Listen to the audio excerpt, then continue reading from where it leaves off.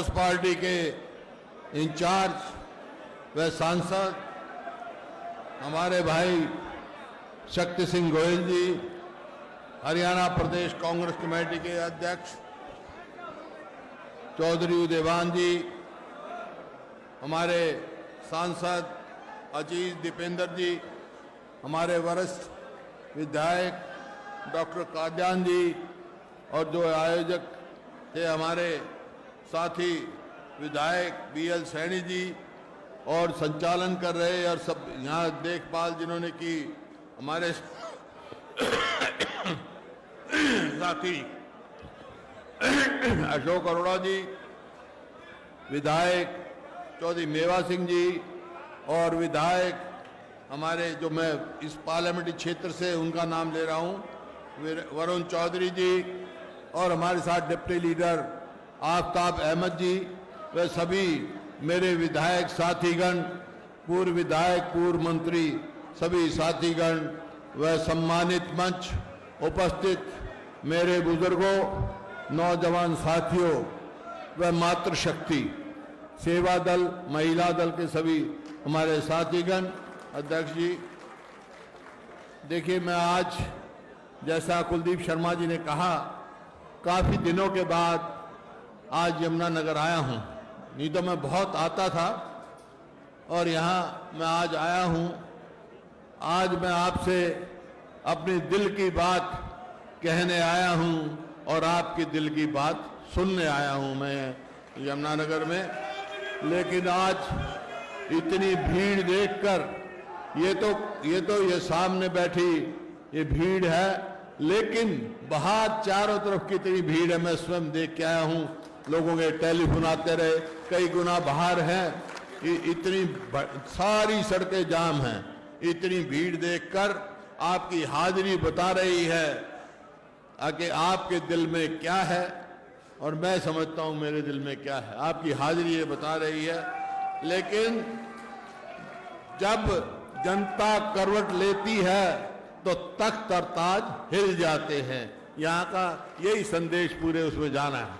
तो मैं आज मुख्य रोज पे 3 मुद्दों की बात करूंगा आपसे। एक हमारे देश की राजनीति, फिर प्रदेश के बारे में, और फिर यमुनानगर के बारे में।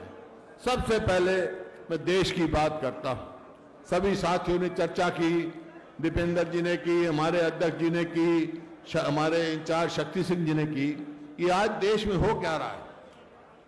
आज आप सबको मालूम है राहुल गांधी जी के मेंबर को निष्कासित करने का काम किया और एक जज ने किया। उस फैसले से हम सहमत नहीं, लेकिन वो लड़ाई, कानूनी लड़ाई, हम कानून के दायरे में लड़ेंगे, लड़ रहे हैं और लड़ेंगे और जीतेंगे, क्योंकि उस फैसले से हम सहमत नहीं। दूसरा, राजनीतिक, क्या इसका मायना क्या है, कहां देश जा रहा है। मेरे को मालूम है, मैं एक स्वतंत्रता सेनानी परिवार से हूं। मेरा दादा, मेरे स्वयं पिताजी, मेरे और बहुत सारे साथी देश की आजादी के लिए लड़ाई लड़ी है। शहीद भगत सिंह जैसे कितने ही स्वतंत्र सेनानियों का, लाखों का नाम और गांव में नहीं पता, उन्होंने अपने प्राण कुर्बान करके देश को आजाद कराया। और देश आजाद होने के बाद एक देश का संविधान बना। उस संविधान ने बहुत सारी हमारे को ताकत दी, वोट की ताकत दी, बोलने की ताकत दी। आज उस संविधान खतरे में है। उस संविधान को बचाना, आज जो ये जय भारत हमारा जो सत्याग्रह है, वो इस नाम का है कि जो संविधान में ताकत मिली है, जो संविधान ने हमारे को दिया है, उस संविधान से हम छेड़छाड़ नहीं होने देंगे। उस संविधान को कायम रखेंगे। जो प्रयास किया गया है राहुल गांधी की आवाज दबाने का, कांग्रेस की आवाज दबाने के लिए, मैं आपके माध्यम से कहना चाहता हूं कि राहुल गांधी की और कांग्रेस की आवाज कोई ताकत नहीं दबा सकती जब तक हमारा संविधान है, और संविधान कायम रखना हमारा ये है। ये आज देश की बात। अब आ जाओ प्रदेश की बात। प्रदेश में 8 साल से पहले भाजपा सरकार थी और अब 2 मुहा सरकार बनी हुई है, जेजेपी और भाजपा। वो 2 मुहा सरकार क्या कर रही है? आज हर वर्ग से मैंने बात करी, हर वर्ग से मेरा संपर्क है। आज यहाँ के भी जमुनानगर की बताऊंगा तो कौन कौन मेरे को मिले, क्या क्या कहा, मैं आपसे चर्चा करूंगा। आज हरियाणा में चाहे वो किसान हो, मजदूर हो, व्यापारी हो, कर्मचारी हो, चाहे बैकवर्ड हो, चाहे दलित हो, चाहे ग्रामीण हो, चाहे शहरी हो, हर वर्ग तौबा तौबा कर रहा है। और वो एक ही बात कह रहा है कि जी हम तो सोचते थे, ये इन्होंने नारा दिया था कि अच्छे दिन आएंगे, हम तो आज यही कह रहे हैं हमारे वो पुराने दिन आ जाएं जो कांग्रेस के समय में थे। वो बात कह रहे हैं अच्छे दिन छोड़ो, तो आज वो समय, आज हर वर्ग, किसान की क्या दुर्गति हुई है, ना उसको एमएसपी मिलता।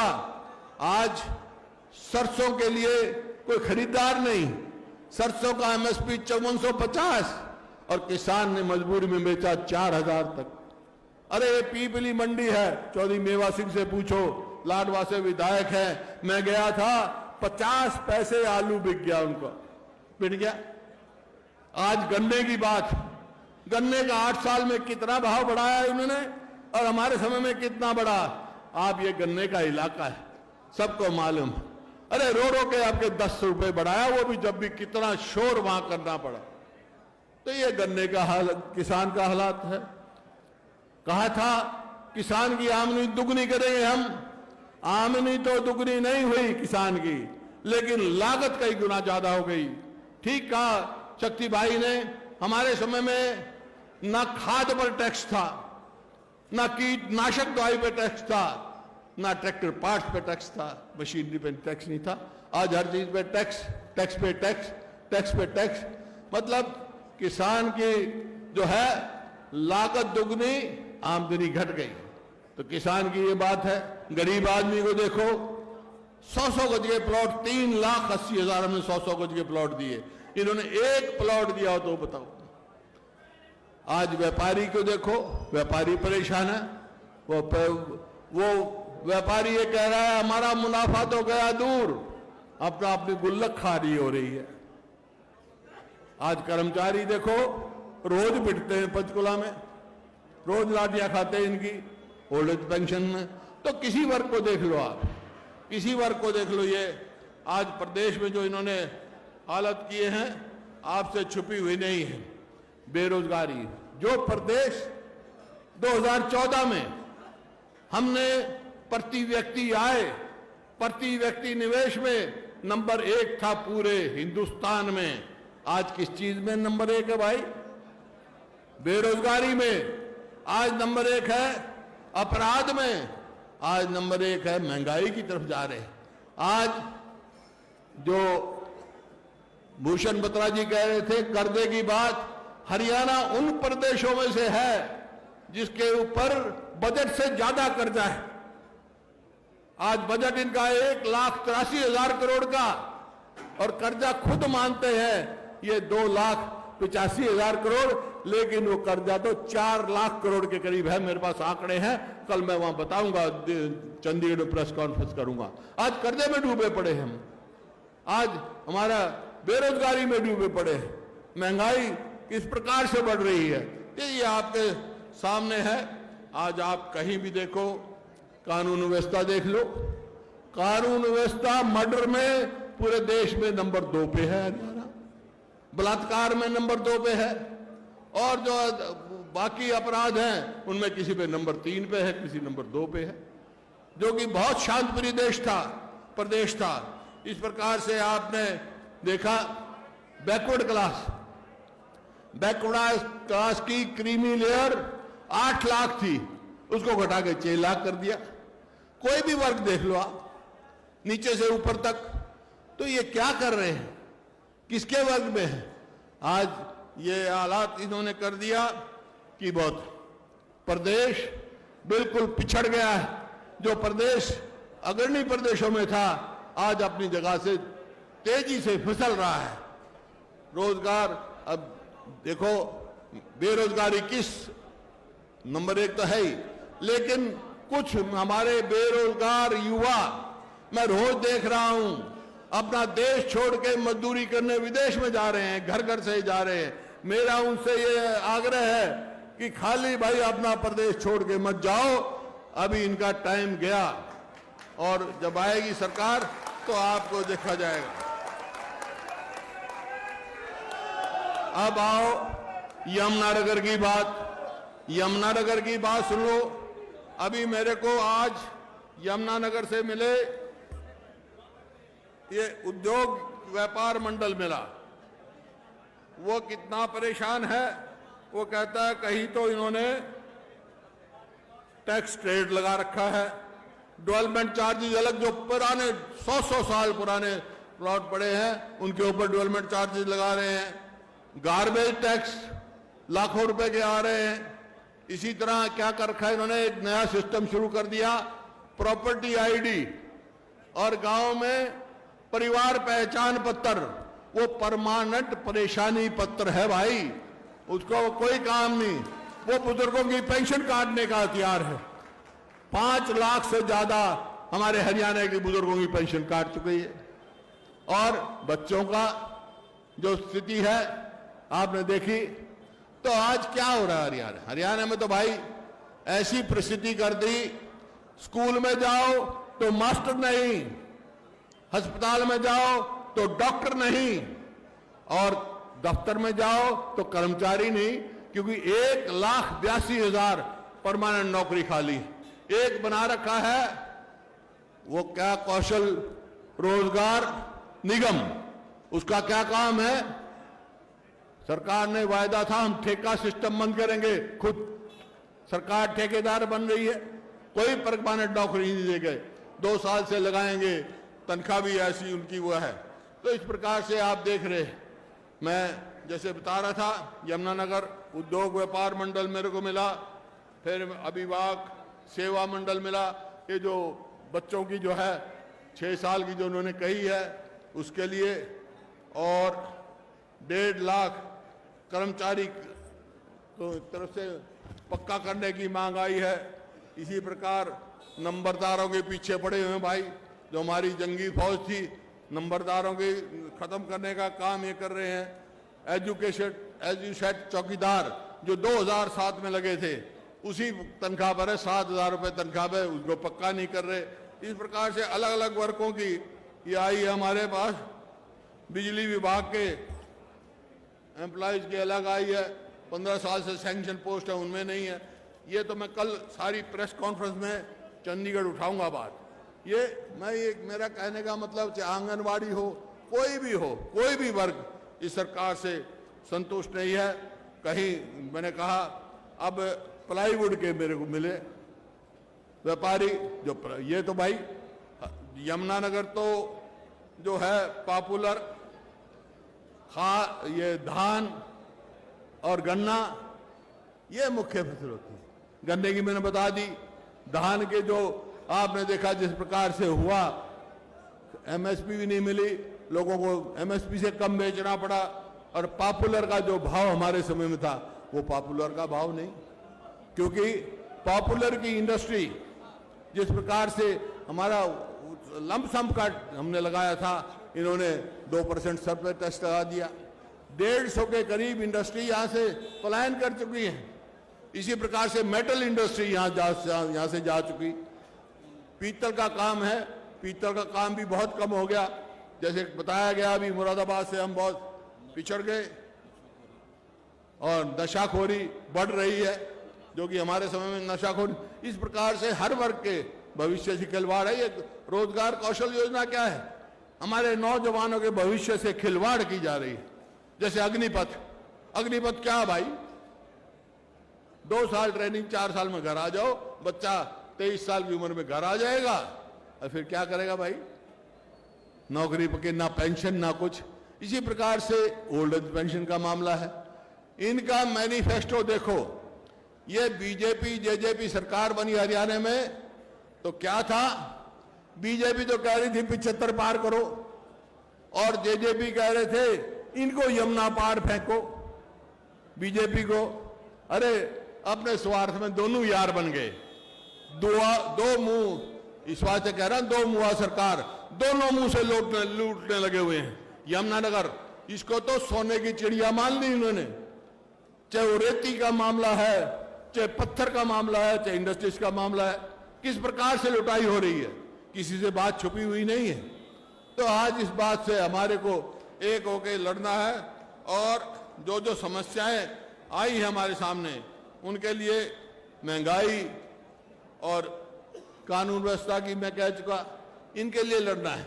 और यही आज है भाई, मैं यमुनानगर में आया हूं, सबकी मैंने बात सुनी, हर वर्ग की सुनी।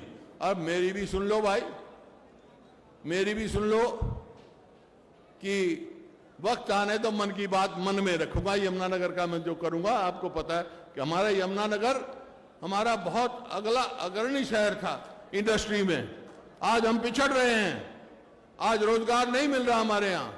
आज यहाँ का किसान, क्योंकि आमतौर पे ये चर्चा है कि भाई इस इलाके का किसान, इस इलाके के लोग बहुत सीधे, सच्चे और साफ दिल के आदमी हैं।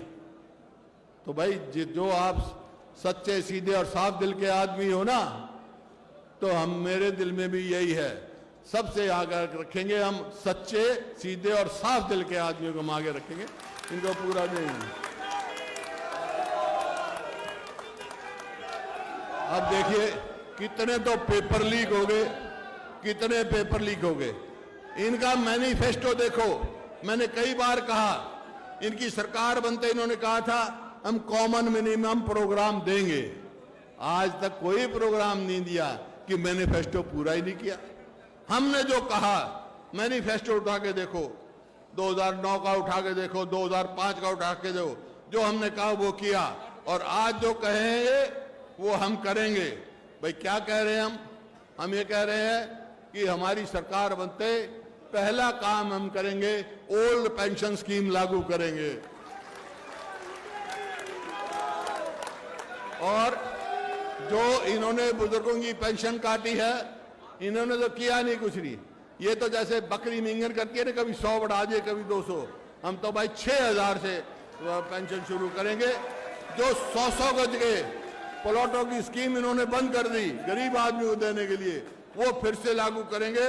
और किसान के लिए वहां हमने मध्य प्रदेश में रायपुर में प्रस्ताव पास कर दिया कि एमएसपी को एक कानूनी हम गारंटी देंगे, कानूनी गारंटी होगी, किसान को एमएसपी मिलेगा।